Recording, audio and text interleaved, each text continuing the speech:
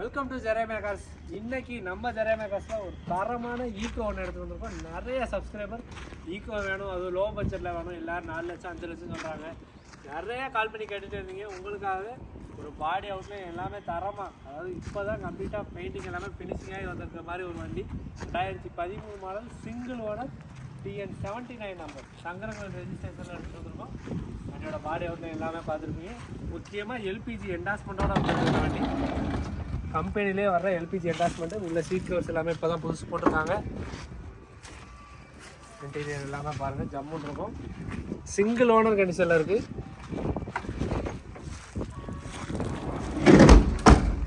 வண்டியோட பாடி outline, engine எல்லாமே சூப்பராக இருக்கும்.